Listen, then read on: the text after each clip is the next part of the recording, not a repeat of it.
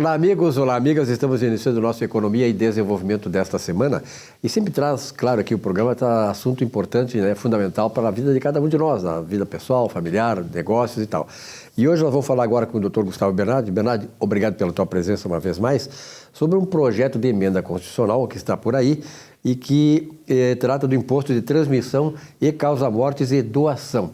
E está trazendo uma certa preocupação para o mercado. Verdade, Silvio. Como tudo no Brasil, as alterações legislativas elas sempre vêm para piorar, né? Para aumento de tributos, para aumento de custos, para a gente que somos os cidadãos que pagamos o tributo.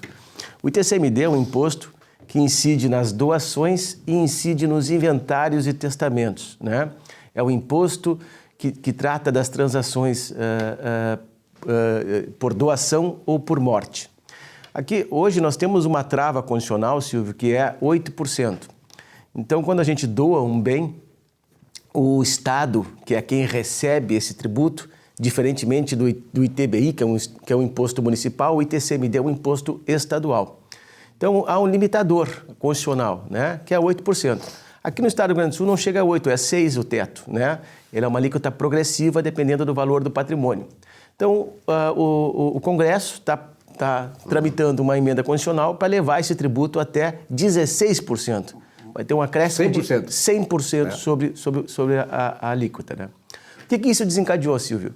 Desencadeou que aumentou muito as doações. As pessoas já estão antevendo esse aumento, né? E estão já fazendo as suas doações. No que isso é importante, né?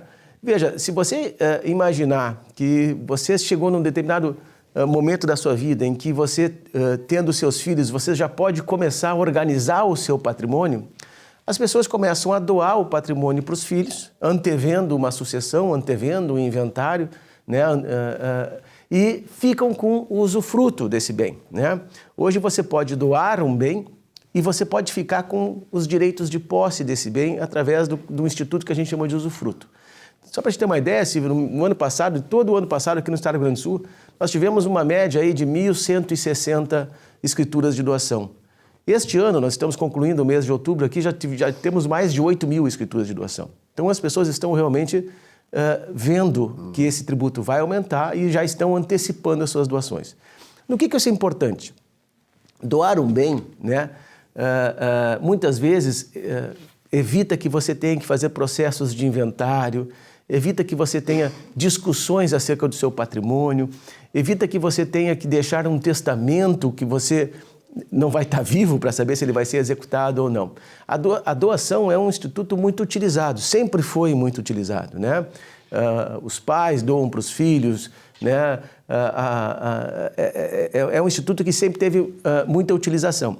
Aumentar esse tributo em 100% significa trazer para este tipo de instituto uma oneração que é sobremaneira, né? Você vai perder 20% quase do seu bem fazendo uma doação.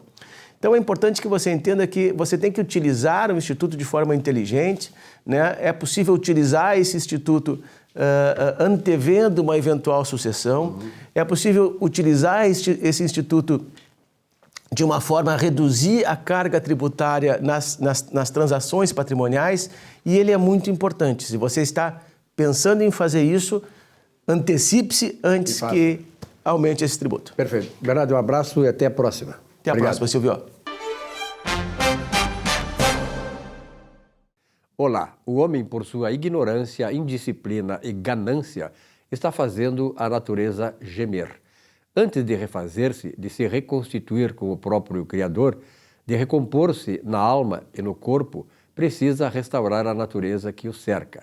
A terra, o seu habitat, é também parte de si. Ao ser profanada, a terra vinga-se do homem, produzindo espinhos e abrolhos. Jamais haveremos de atingir a felicidade enquanto atentarmos contra a vida do lar para o qual fomos escolhidos para cuidar e dele usufruir até o final dos tempos. A verdade é verdadeiramente essa. Vamos respeitá-la? Boa semana.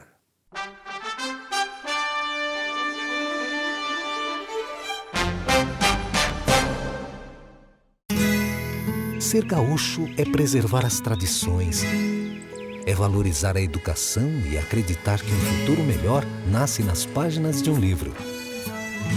É nossa tradição trabalhar duro. Temos orgulho do suor que escorre do rosto. Ele reconforta a alma e sedimenta uma vida digna. É nossa tradição valorizar o passado para desenvolver o futuro. CMPC Celulose Rio Grandense. Desenvolvimento é a nossa tradição. Já pensou em ter o seu próprio canal de TV corporativa, exclusivo e impactante? Somos a solução para empresas que desejam modernizar seus processos de comunicação. Solução Mídia Digital, transformando a forma como você se comunica.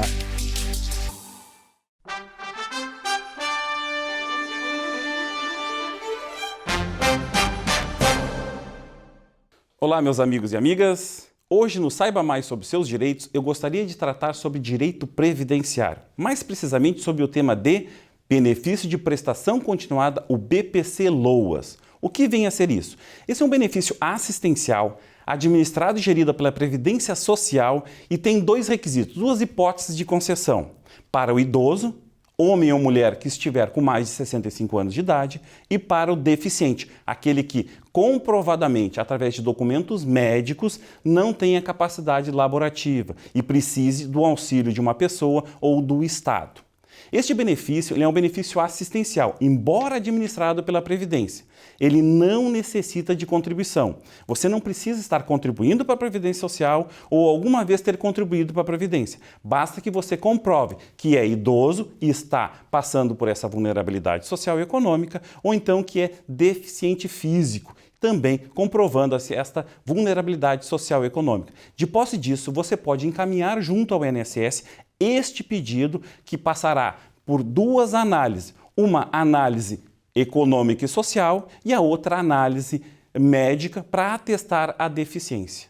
É um benefício que ele é vitalício e serve tanto para aqueles que têm idade avançada ou são deficiente físico. Essa é a dica de hoje.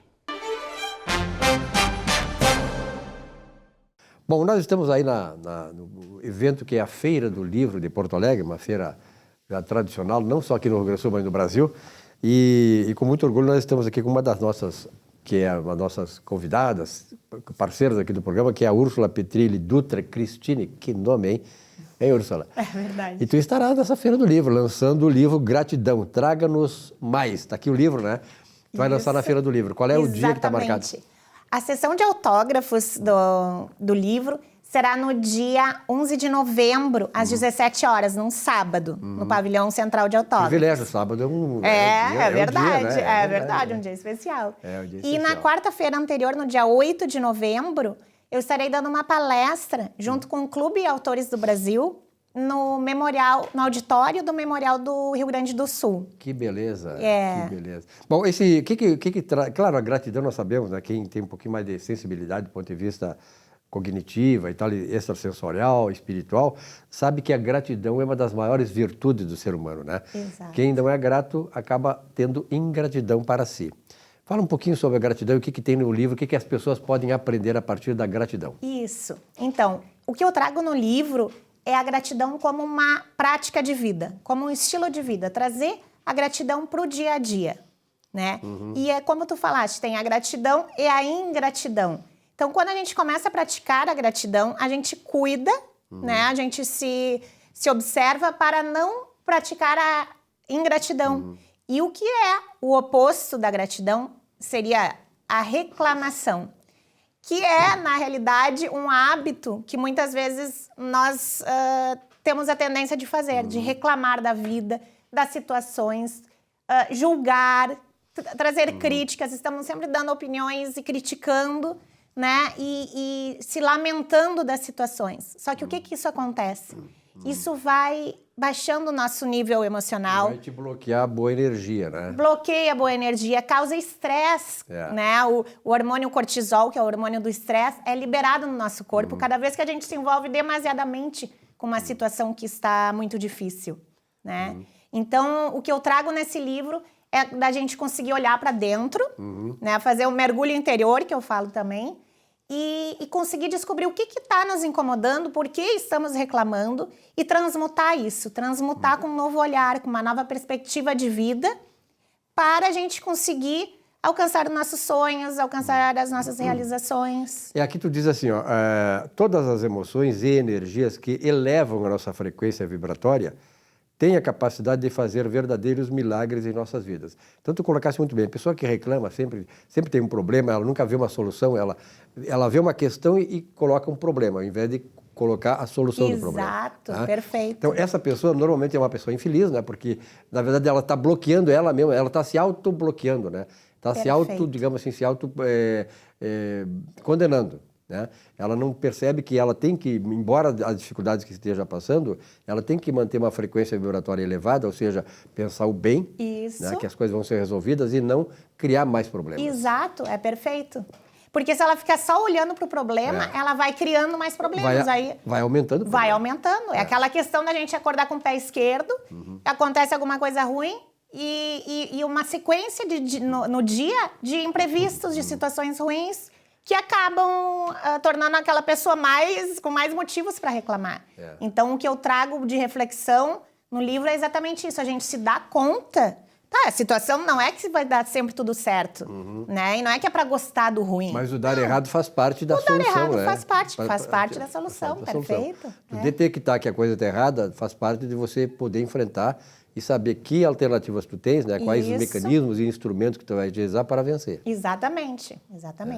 E quando a coisa dá certo, para a gente vibrar mais nessa energia. É o gratidão traga-nos mais. Aconteceu alguma coisa boa?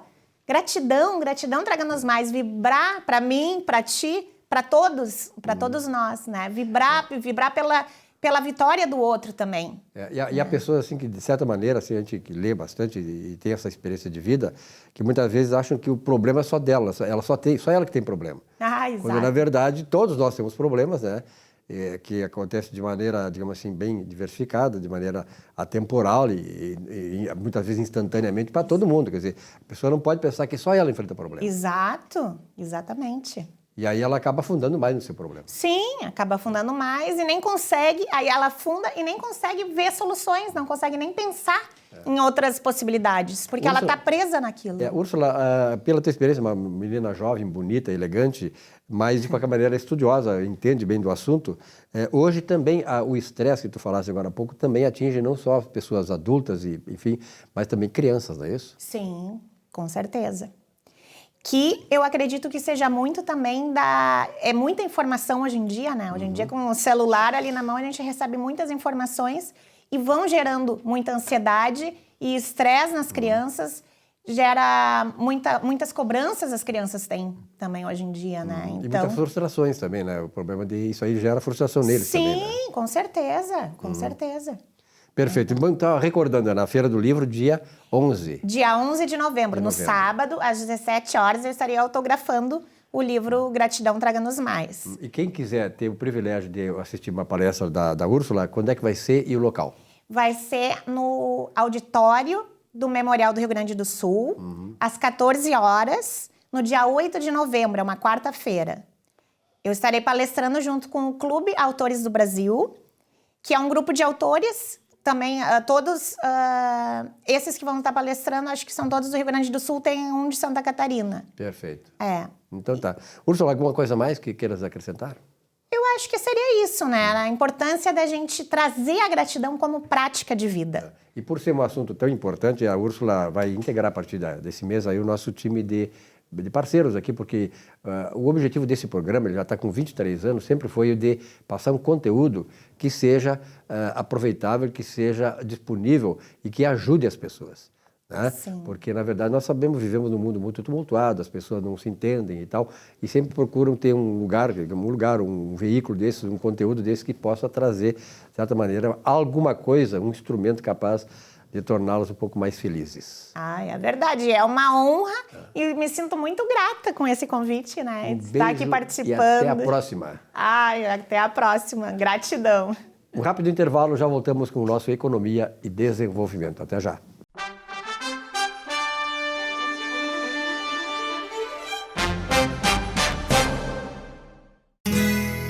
Ser gaúcho é preservar as tradições, é valorizar a educação e acreditar que um futuro melhor nasce nas páginas de um livro. É nossa tradição trabalhar duro.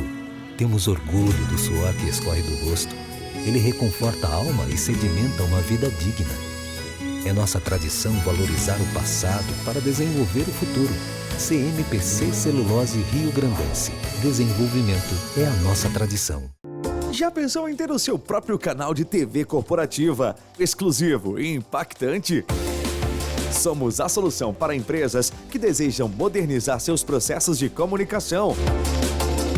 Solução Mídia Digital, transformando a forma como você se comunica.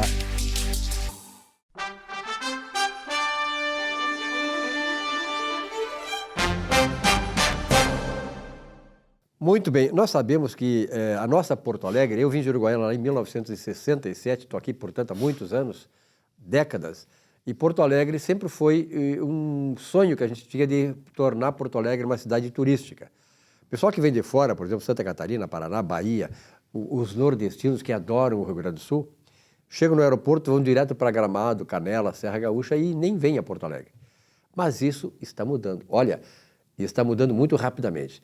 Nós tivemos nos últimos tempos, aí, graças a Deus, administrações em Porto Alegre que têm visão de negócio, visão de turismo, visão de ter uma economia salutar, uma economia pujante e atrair com isso esse turista que não vai precisar mais ir direto a Gramado, mas também fazer turismo na capital. Bom, um dos segmentos que é responsável também por este avanço que Porto Alegre tem é o segmento da gastronomia. E por isso eu trago aqui um dos nomes que é um ícone no segmento, que é o Edemir Simonetti. Edemir, muito obrigado pela tua presença aqui. Eu sei que tu sempre tem muitas operações em Porto Alegre, aqui no segmento da gastronomia, e é muito complicado encontrar um tempo para trazer o seu Edemir. Mas parabéns aí, Edemir, porque eu acho que tu está dando a tua contribuição, né? Sim, eu sou um premiado porque, falando em turismo, a gente está com os locais, os restaurantes em lugares privilegiados, né? Tipo o Chalé da Praça 15, que é um ícone da cidade, tem 138 anos de história. Então, a gente sempre tivemos o viés turístico, né? A gente participou de alguns eventos significativos, Copa do Mundo, enfim, né? Então, a gente sempre teve ligado ao turismo. E o último empreendimento que a gente fez é o 360 Gastrobar, que é na Orla do Guaíba. Acho que a Orla foi a virada da chave de Porto Alegre, né? Com certeza. Foi 247 anos dando as costas para o rio, né? Então imagina um rio como o Guaíba não sendo usufruído nem para o porto-alegrense, nem para o cara que mora no bairro ali, e nem para o porto-alegrense, muito menos para a grande Porto Alegre e os turistas. Então, há um rompimento de um ciclo, né, naquele momento. E é importante isso, né, Simonetti? Porque a gastronomia, ela complementa um complexo todo turístico, né? E em muitos casos ela é fundamental para isso. Aliás, em todos os casos é fundamental, porque o camarada vem para cá, ele precisa se alimentar, ele precisa, né, conhecer, né, a comida da região, como é que é a cultura e tal, e nada como ir a restaurantes. Então, realmente esse boom, né, que aconteceu em Porto Alegre se deu por uma série de questões, mas basicamente pelo processo político, né? Sim, Porto Alegre teve um legado assim no que tange foi o viés da Copa do Mundo, né? Aqui em Porto Alegre também não teve praticamente pouco investimento público, né, nos estádios, mas teve um planejamento antes Copa de revitalizar o centro e o grande projeto que começou lá no governo Fortunati e todos os outros deram sequência, que é a Orla do Guaíba. A Orla do Guaíba, ali da usina, e ele tem um significado muito importante, porque depois veio a Orla 3, veio o Pontal, veio o Cais Embarcadeiro. Então, é um rompimento de um ciclo, né? Agora, Porto Alegre não tem mais volta. Ela será queira ou não queira, ela será uma cidade turística. Claro que falta um equipamento, né, de centro de convenções para o segmento, e o cais, ele precisa sair. Bom, aí ninguém segura. Porto Alegre será uma Porto Alegre muito, muito, muito diferente. Que legal. A gente sente que tu é muito entusiasmado, eu também me entusiasmo muito quando falo com isso. Nós estamos aqui gravando, aqui na Alvergur Produções, né, que é do Lucas, e ela fica aqui no ambiente do Hipódromo do Cristal. Tu imagina que é uma área extraordinariamente grande, inclusive, tem um centro de convenções aqui, próximo ao Guaíba, próximo ao centro, próximo à zona rural de Porto Alegre, quer dizer, seria o máximo, né? Seria o máximo, né? Então, eu acho que Porto Alegre, o que está acontecendo agora? Eu acho que cada prefeito que vier, ele vai querer deixar a marca dele, claro, né? Claro. Então, é melhor, vamos fazer mais, vamos avançar. Então, está lento o processo, porque a capital, ela até teve a redução de população, né? Então, um processo lento, mas turisticamente falando, ela está numa mudança significativa no volume. Na verdade, essa mudança de população, assim, nós estamos perdendo população por duas razões principais. Em primeiro lugar, as mulheres, a taxa de fertilidade é menor do que tempos atrás. Nós tínhamos uma média de 2 e pouco, agora é menos de 1. Em primeiro lugar. Em segundo lugar, muitas pessoas estão hoje retornando para as suas casas. Veja bem, Uruguaiana, que é a minha terra, Uruguaiana não tinha faculdade há tempos atrás, hoje é uma cidade completa. Então, o pessoal que vinha antes de lá para cá, que migrava para a grande cidade, para Porto Alegre, não vem mais. Então, esses dois processos conjuntamente fizeram com que as grandes metrópoles passassem a ter menos gente, quer dizer, como é Porto Alegre o caso. Mas com relação à pandemia, nós tivemos uma pandemia aí de 2020, 19, 20, e ela mudou o comportamento das pessoas e, sobretudo, atingiu muito o segmento da gastronomia, não é mesmo? Sim, muito, muito, muito. Muito trabalho, fica em casa, muito trabalho, muito escritório, muito segmento do poder público, né? Trabalhando de casa. Então, teve uma mudança de ciclo, meio que descentralizou do centro, inclusive, e tem também algumas situações, por exemplo, a informática, a informatização levou muitas mudanças. Por exemplo, o banco, todo dia de 5 a 10, o centro era cheio de aposentados, pessoas que iam buscar aposentadoria ao centro. Isso não existe mais. Então, são algumas mudanças. Tem muita gente trabalhando em home office, né? Muita gente trabalhando em casa. Como em casa e tal. Com uma boa estrutura, enfim. Então, acabou prejudicando muito o nosso segmento, né? Então, agora a gente está vivendo um novo momento. Acho que as pessoas começaram de novo a voltar para os escritórios. Começou um novo momento de... As pessoas estão muito mais voltadas para as experiências gastronômicas, voltadas para a experiência da família. Então, e o nosso segmento ele começou a se mexer de novo de forma interessante. Exige muita criatividade de vocês também, né? Quer dizer, criatividade na alternativas de pratos, na alternativas de sugestões, enfim, como atrair esse público, né, Simonetti? Sim, são com ambientes, boa localização, o atendimento e muita criatividade no cardápio, assim, para transformar o almoço do executivo, das executivas, numa experiência. E muito à noite, então, nem se fala, né? Tem muitos restaurantes temáticos, muitos... Porto Alegre teve uma revolução a nível de restaurante, né? Os últimos 10 anos para cá, mudou muito, muito, muito para melhor. As experiências... Então, para tirar o cliente de casa, tu tem que proporcionar uma experiência para ele, né? Senão ele não sai de casa, né? É verdade, Ele não sai de casa por uma série de coisas, até porque o comportamento dele mudou, né? Quer dizer, a pandemia fez com que houvesse individualmente um comportamento do ponto de vista de atitudes, de frequentar isso, frequentar aquilo, quer dizer, ele se tornou um pouco mais seletivo. Sim, é como tu falaste, as pessoas não vêm mais para Porto Alegre porque acabou se criando polos econômicos, né?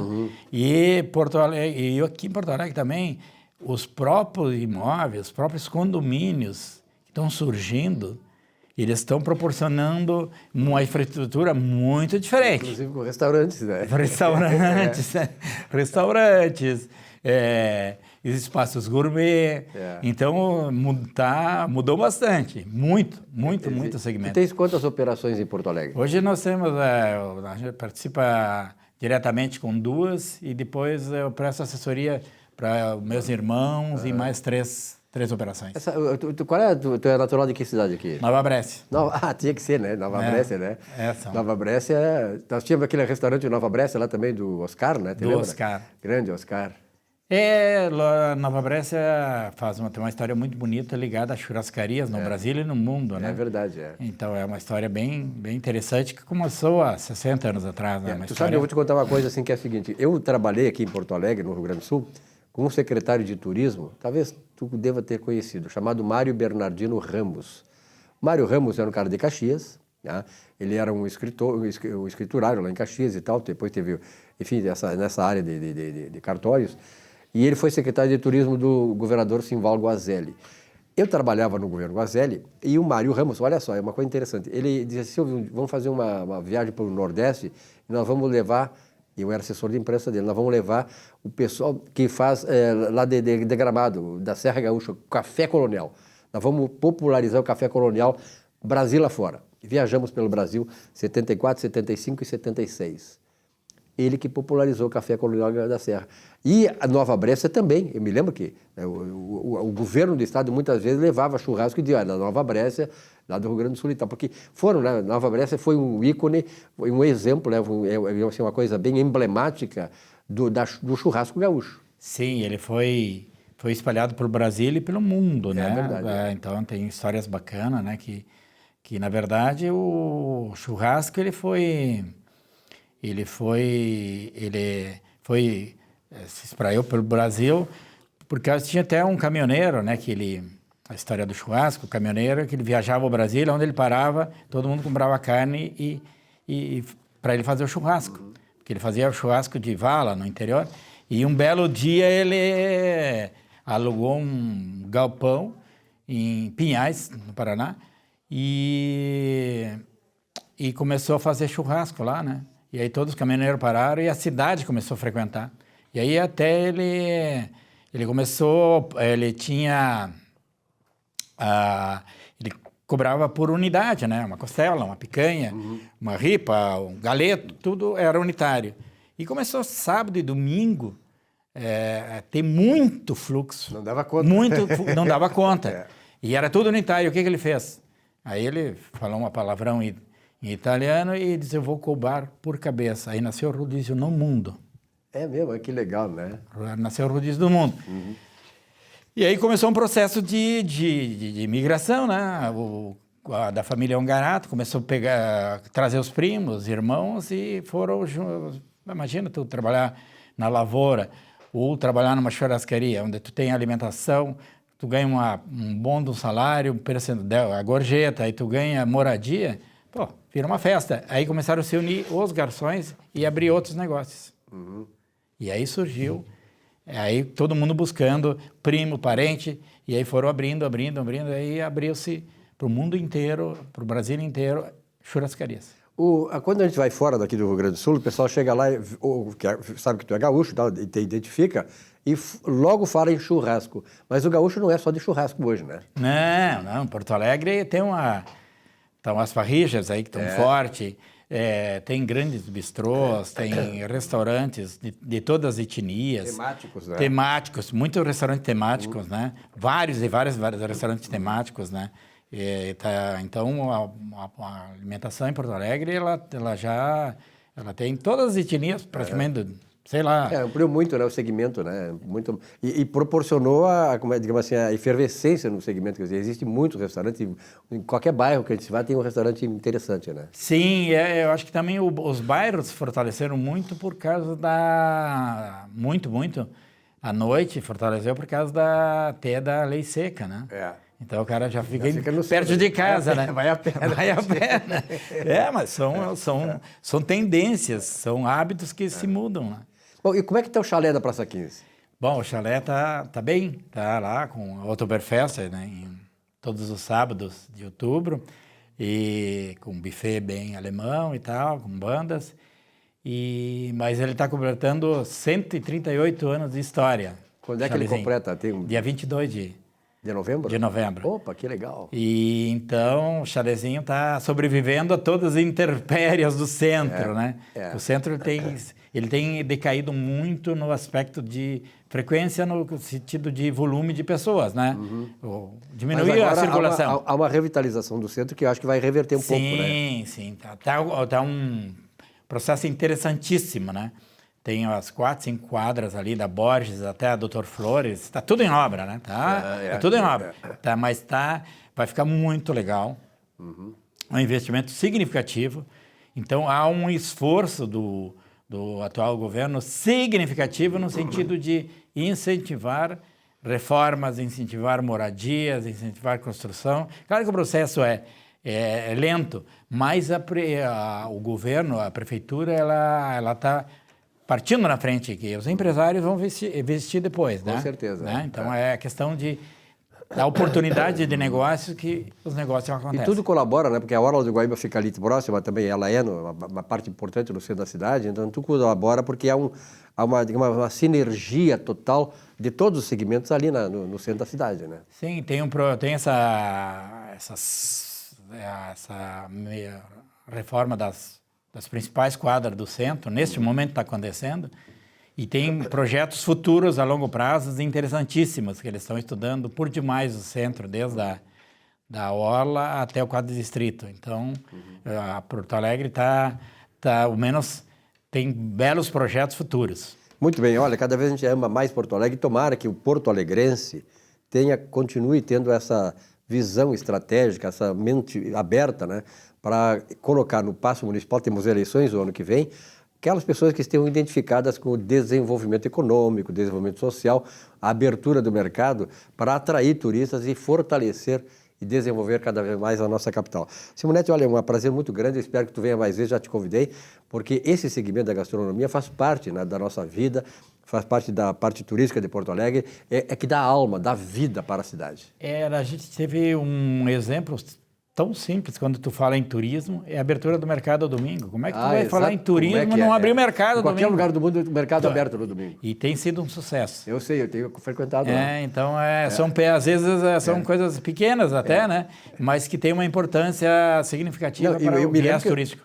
Lá, quando eu vim para Porto Alegre, naquela década de 60, o mercado abria os domingos, nós íamos domingo lá. E era assim, ó. Depois fecharam essas coisas de sindicatos, né? Eu acho que foi isso aí, esse processo todo aí que só acabou prejudicando a cidade. Simonete, muito obrigado pela tua presença aqui. Venha mais vezes, parabéns, né? Porque tu é um cara que é um ícone do segmento da gastronomia, mas muito mais do que isso. Além disso, é um camarada também que tem uma visão empresarial que está também dando, claro, a sua grande contribuição para fortalecer Porto Alegre e tornar nossa capital mais amada por todos nós e também mais visitada pelos turistas. Obrigado, Simonete. Eu que agradeço o espaço e que bom te ver, feliz Até da vida. Próxima. Até a próxima.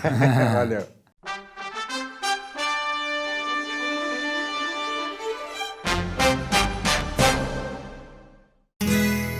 Ser gaúcho é preservar as tradições, é valorizar a educação e acreditar que um futuro melhor nasce nas páginas de um livro. É nossa tradição trabalhar duro. Temos orgulho do suor que escorre do rosto. Ele reconforta a alma e sedimenta uma vida digna. É nossa tradição valorizar o passado para desenvolver o futuro. CMPC Celulose Rio Grandense. Desenvolvimento é a nossa tradição. Já pensou em ter o seu próprio canal de TV corporativa, exclusivo e impactante? Somos a solução para empresas que desejam modernizar seus processos de comunicação. Solução Mídia Digital, transformando a forma como você se comunica.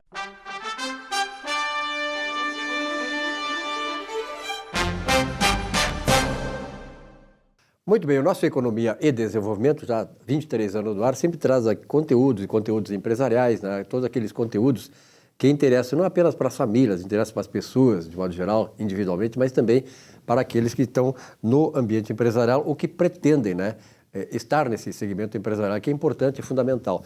E hoje nós estamos vendo aí, a partir da pandemia, muita gente perdeu o emprego, etc. e tal, e acabou indo para esse segmento, abrindo uma empresa, uma micro pequena empresa e tal, e está hoje trabalhando como gestora empresarial. E por isso que esse assunto é muito importante, até porque o objetivo do programa, desde esse tempo todo, né, começamos lá na TV Guaíba e tal, depois TV Bandeirantes, e hoje estamos aqui no canal da NET. E o objetivo do programa sempre é trazer conteúdos, porque nós precisamos fazer com que haja uma disseminação de conteúdos para ajudar as pessoas também. Esclarecer com informações, conhecimento e, enfim, para que elas possam ter felicidade na sua vida profissional também, que é importante. Por isso está aqui o Lisandro Soares. Lisandro, obrigado pela tua presença. Uma satisfação. Que é um ícone na área de gestão empresarial. E junto o Cassiano Silva. Cassiano, pela primeira vez, né, aqui no programa, e que seja a primeira de várias. Com certeza, com certeza. Muito obrigado pela presença de vocês que atuam na área do Vale do Sino, da Novo Hamburgo, Campo Bom. Lisandro, vamos começar contigo aí, a questão da gestão da organização. Nós sabemos, eu falei agora há pouco, que as pessoas estão abrindo empresas e tal, estão se, digamos, aventurando no mercado empresarial. Mas tem que ter cuidado para isso, né? Muito. Você sabe que empreender no Brasil é um grande desafio. Porque o Brasil ele é um celeiro de grandes ideias. O Brasil é um país, Silvio e Cassiano, que se destaca pela desenvoltura mental. É muito articuloso o brasileiro, então ele tem muita perspicaz nas suas ações. Mas ele é muito desorganizado. Ele fica durante 10 minutos executando uma tarefa e mais 50 minutos corrigindo a tarefa. Em vez de inverter, né? Ficar 50 minutos pensando, elaborando e 10 executando. Porque ele é muito ágil. É uma muito imediatista, né? Muito, é uma característica do brasileiro.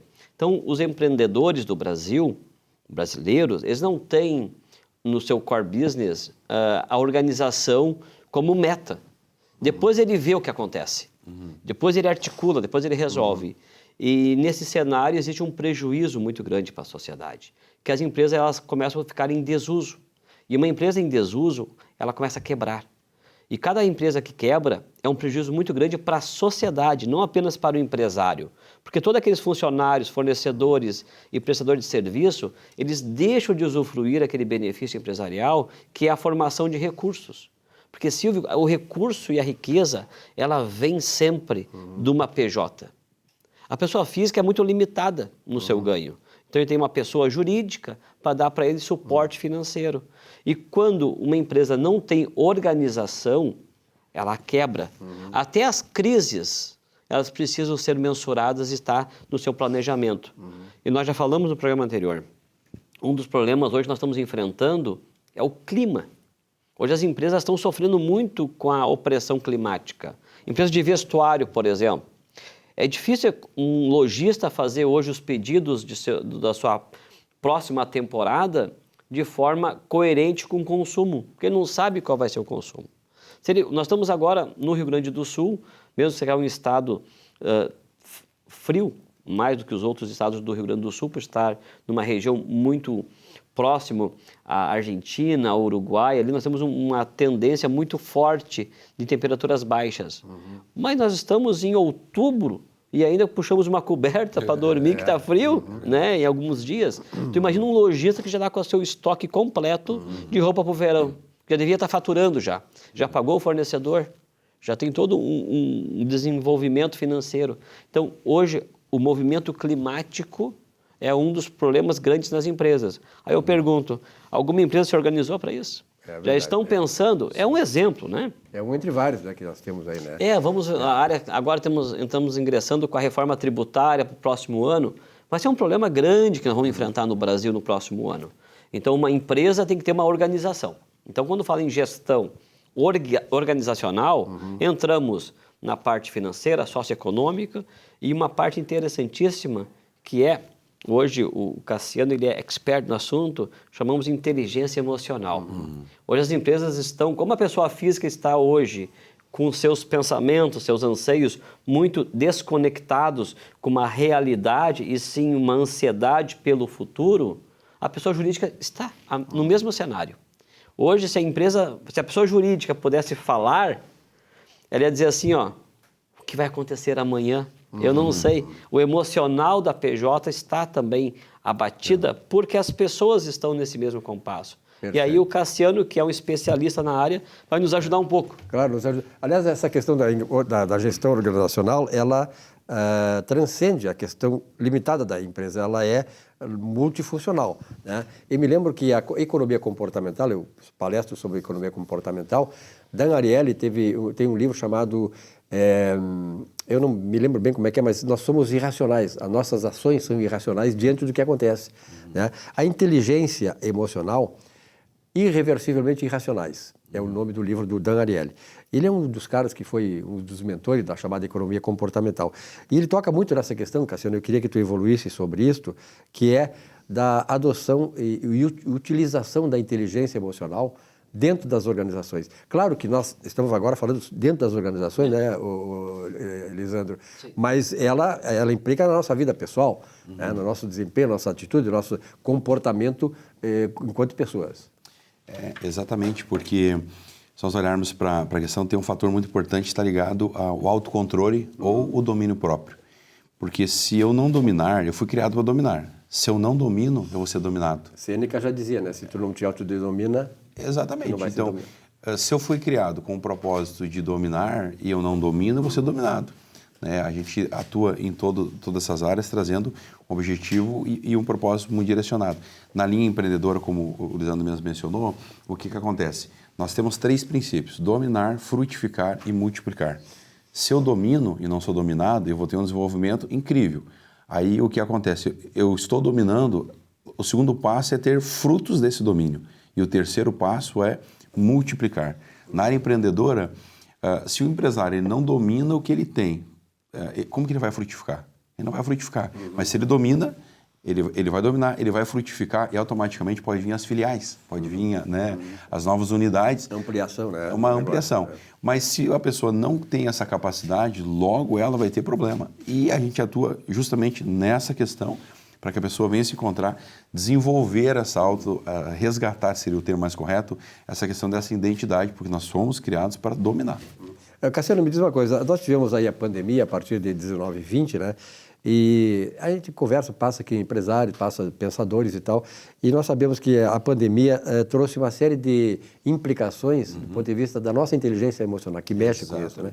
Como é que tu definiria a situação hoje em função do que ocorreu a partir da pandemia? Na realidade, até o índice de divórcio aumentou muito, porque o marido sai para trabalhar, a mulher sai para trabalhar, fica o dia todo fora e ficava 2, 3 horas juntos, né? Uma janta, organiza, vai dormir e outro dia se repetia. Com a pandemia, e entrou aquela questão de ter que administrar isso, ficar mais próximos, gerou muitos problemas. E esses problemas, consequentemente, são problemas emocionais. No momento que você não está preparado em qualquer área, tu vai ter problema, né? E aumentou esse índice de uma forma absurda, a questão dos divórcios. Se a pessoa não conseguir buscar a orientação, buscar o profissional da área, os psicólogos ajudam muito, né, nessa questão. Pessoas tiveram que buscar até psiquiatras, medicamentos para poder buscar uma solução, né, para essas questões. Se você não desenvolve isso, vai ter problemas e vai aumentar cada vez mais. Pós-pandemia, a gente teve um índice de procura muito, muito grande, porque realmente a pandemia, com essa aproximação sem inteligência emocional, trouxe problemas irreversíveis, no caso de pessoas que chegaram até a separação, o divórcio, ou acabaram rompendo a questão de grandes sociedades, né, de grandes negócios. Perfeito. Nós sabemos que nós somos constituídos de corpo, alma e espírito. De modo geral, as pessoas se preocupam muito com o corpo e deixam, né, a revelia, digamos, a questão do tratamento da alma e, sobretudo, do espírito. Lisandro, qual é a ligação que tu faz entre essa questão? Eu acho interessante essa tua colocação, Cassiano, porque, na verdade, é preciso que as pessoas despertem para isso, aquilo que está no seu interior, aquilo que é espiritual. Entre espiritualidade e inteligência emocional, de forma que esses dois instrumentos, que eu não consigo distinguir um do outro, eles possam ajudar a pessoa a superar essas dificuldades. Porque, veja bem, isso que tu falaste foi constatado, e o IBGE constatou que houve um aumento e sobretudo em Porto Alegre. Porto Alegre é a capital nacional do divórcio, sabia? Nossa, imagina. Porto Alegre. Então, nós aqui temos, de certa maneira, essa situação toda, e a questão da espiritualidade pode ajudar, né, Lisandro? Penso, tá? Dentro da minha experiência profissional, minha formação, que uma pessoa que ela tem inteligência emocional, ela tem uma vida espiritual muito alinhada. As pessoas que não têm inteligência artificial, ela se acha autossuficiente.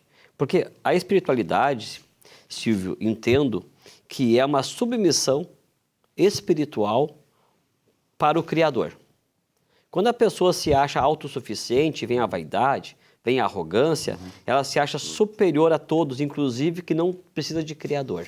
A criatura virou criador. E então a inteligência emocional, ela é um pré-requisito para a pessoa ter uma vida espiritual sempre pautada com princípios. Porque no momento que a espiritualidade estiver dentro do teu ecossistema, dos teus princípios empresariais, a tua organização pessoal se expande para a organização empresarial. Porque numa inteligência emocional, tu começa a distinguir o que é espiritual e o que não é espiritual. Porque muitas ações das pessoas hoje, através da dependência das drogas, drogadição e de um apelo emocional muito aflorado, elas estão hoje se derretendo por anseios espirituais de um lado muito maligno. Então nós estamos hoje enfrentando uma guerra muito severa no Oriente Médio por uma questão espiritual. Então a espiritualidade te traz paz, te traz guerra. E a guerra da inteligência emocional, ela consegue ser equalizada pela tua inteligência espiritual. Porque nós não podemos ser só racionais, porque nós temos um lado muito sensível chamado espiritualidade. E quando nós levamos para a empresa esse conceito de nós somos servos, precisamos ouvir, nós vamos começar a ter uma dominância muito melhor das nossas emoções do que quando nós não temos esse equilíbrio. Na verdade, quando nós falamos em espiritualidade, eu acho que vocês concordam que nós estamos falando da presença de Deus.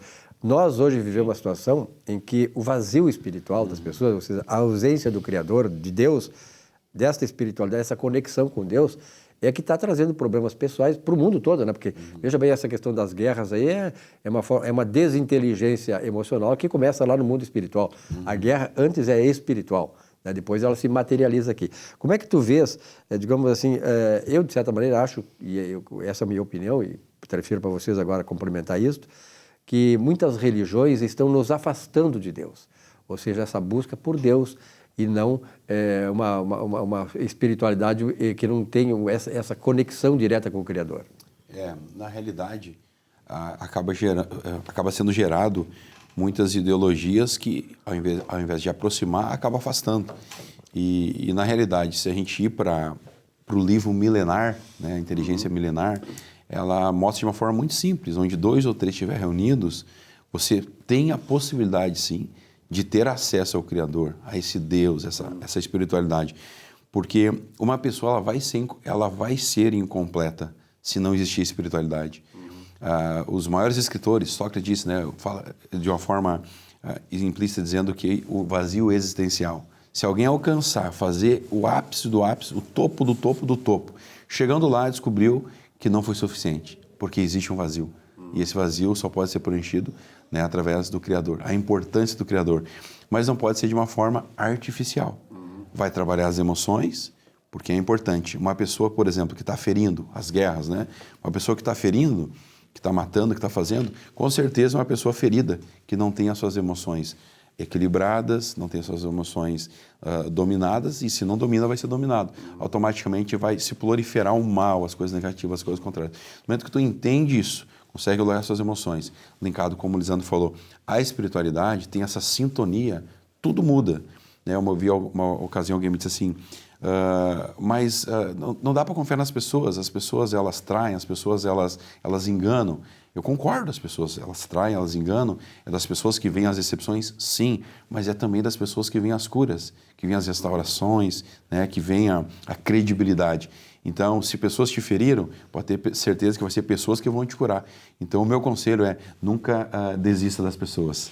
Nunca julgue as pessoas também, né? Porque Sim. essa é a questão. Quando tu tens uma diferença com alguma pessoa, se tu te colocar no nível de energia, vamos colocar assim, dela, só vai dar conflito, né? Que tu não vai conseguir superar aquilo lá. Exato. E eu sempre cito isso aí, porque eu, graças a Deus, eu li todos os filósofos pré-socráticos, Demócrito, Tales de Mileto, Pitágoras, Hesíodo, né? Heráclito. Então, todos eles, se tu vê a filosofia que for expressa por eles, e depois a partir de Sócrates, Platão, Aristóteles, todos eles têm uma fonte.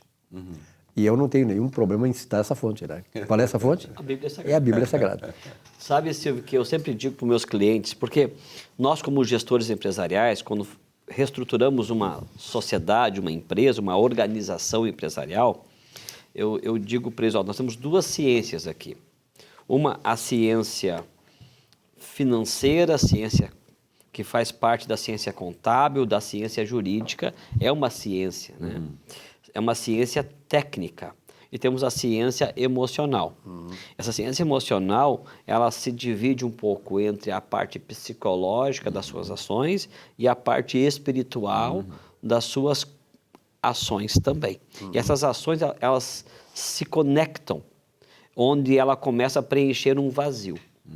E muitos clientes dizem, eu sinto um vazio dentro de mim, eu tenho dinheiro no banco, eu estou prosperando, minha empresa está crescendo, mas é um vazio. Daí eu digo, tu consegue mensurar o tamanho desse vazio? E as pessoas dizem, é um vazio muito grande. Daí eu falei, o tamanho desse teu vazio é o tamanho de Deus. Ele só vai ser preenchido quando tiver um Deus superior que vai dizer o seguinte, filho meu, eu preencho, eu resolvo o teu problema. E aí tu não vai ter mais esse vazio. E aí todas ações pós-preenchimento começam a ser notório. E as pessoas começam a entender isso. E aí a empresa, ela se torna próspera de verdade. E como nós já falamos em outros momentos, a prosperidade não é apenas o dinheiro. A prosperidade é algo tão sublime. O que menos interessa é o dinheiro, né? Que é o dinheiro. Porque a fonte da prosperidade é a fonte de Deus. Não é a fonte humana. A ciência humana não consegue preencher a prosperidade. Ela consegue preencher a riqueza e não a prosperidade. Porque ser próspero é muito além disto.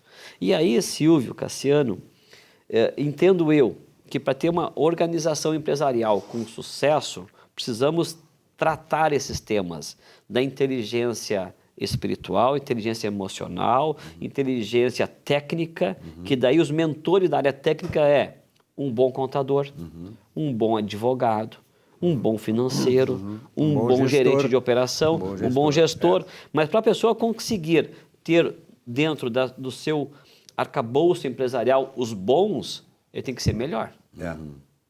Então, eu vou ter pessoas boas comigo se eu vou ser melhor do que os bons. Para te ser melhor do que os bons, tem que ter uma parte emocional bem trabalhada. E aí que nós entramos. Com a gestão organizacional que nós atuamos, nós tratamos esses temas e deixamos os empresários seguros das suas ações. Ontem ligou um cliente aqui da Zona Sul, perguntando, Lisandro, tem uma oportunidade de negócio. Compro ou não compro? Eu falei, vou te fazer duas perguntas. Primeiro, tu vê como empresário ser viável essa aquisição? Tu vê resultado econômico? Vejo, o negócio é bom. Eu falei, tá, e a segunda pergunta, tu estás preparado emocionalmente para crescer? O silêncio na ligação. Eu falei, vamos conversar semana que vem. Porque não adianta tu colocar dinheiro bom num negócio que pode ser que seja bom se tu não estás preparado para crescer. Porque nós precisamos entender, Silvio e Cassiano e telespectadores, que o crescimento tem que estar junto com a tua capacidade de absorver. As empresas crescem muito rápido e elas estão despreparadas e elas começam a decair. Então, nós precisamos estar preparados. Então, emocionalmente, tu estás preparado para crescer? Tu estás preparado para que tu possa alcançar os teus sonhos e teus anseios e desejos? Essa é a pergunta no ar. Perfeito. Tu estás preparado? É verdade. É uma questão que a gente tem que estar sempre se auto-perguntando, questionando, né? Por exemplo, para encerrar, isso aqui nós vamos repetir muitas vezes no programa, que esse é o objetivo do programa. Mas a questão da riqueza e da prosperidade, se riqueza fosse tão importante, Salomão, o rei Salomão, quando foi questionado por Deus, o que tu queres que eu te dê? Ele não pediria sabedoria, pediria riqueza. Ele pediu sabedoria. Então, a sabedoria é a inteligência emocional, a sabedoria é essa conexão que a gente tem com Deus. Eu tenho uma frase dentro da sabedoria, que diz assim, ó, sabedoria é saber fazer, é conhecimento colocado em prática. Verdade. Se eu sou sábio, eu só provo que sou sábio se eu coloco em prática aquilo que eu absorvi, que eu tenho. Mas se eu tenho conhecimento e não coloco em prática, eu sou tolo. Então, os meus resultados vão apresentar a tolice ou a sabedoria. Há uma definição de espiritualidade que diz o seguinte, espiritual é aquele cara que sabe distinguir o bom do ruim. né? Tem esse discernimento. Bom, eu te agradeço muito, Cassiano, a tua presença aqui. Vamos vir mais vezes. Eu acho importante trazer esse conteúdo, né? Proporcionar às pessoas. Tem muitas pessoas que não têm essa possibilidade de ouvir certas coisas, que são essas coisas que são da essência do ser humano. Né? A partir do conhecimento dessa essência, nós nos tornamos melhores. Melhores homens, melhores mulheres e tal. Eu acho importante isso, não só na família, na vida pessoal e também na vida profissional. Lisandro, tua observação final. Vou deixar aqui uma chave que diz o Cassiano importante. Nós temos um livro compondo 30 momentos importantes. Esse livro, na verdade, contém 31. Chama-se Provérbios. Lá são palavras de sabedoria, palavras de equilíbrio emocional, inteligência emocional. Se ler um provérbio por dia, tu vai passar o mês inteiro sem repeti-los, que ele é composto de 31 divisões dentro de um livro. Então, diariamente, faça uma meditação em provérbios, do dia 1º até o dia 30 ou dia 31. E se chegar no final do mês, aquele texto fez sentido e colocou em prática, a tua vida vai mudar. Faça um teste e depois nos avisa se deu certo. Ele foi bem econômico, que solicitou para vocês em provérbios. Eu já faço um pouquinho mais, salmos, 150 salmos, aí você vai... Vamos começar devagar. Vai devagar. Depois avança para os salmos também, né? Que são pingos de sabedoria, que eu acho que... Tem as pessoas que dizem, mas esse livro, a Bíblia, ela só tem 3.000 e poucos anos, né? E é atual, quer dizer, não pode se... Inteligência milenar, né? Não pode ser desprezada, é uma coisa que vem lá. Nós temos essa mania de achar que tudo começou hoje, né? O mundo começou hoje. Não é isso. Nós temos e nós somos frutos de milênios, né? E a Bíblia traz exatamente tudo aquilo que foi a nossa caminhada, o que está sendo e o que será. Obrigado para vocês, um grande abraço e até a próxima. Amém. Aliás, nós terminamos aqui o programa aqui, então, muito obrigado a vocês pela audiência e tal. Na semana que vem, um novo encontro. Até lá.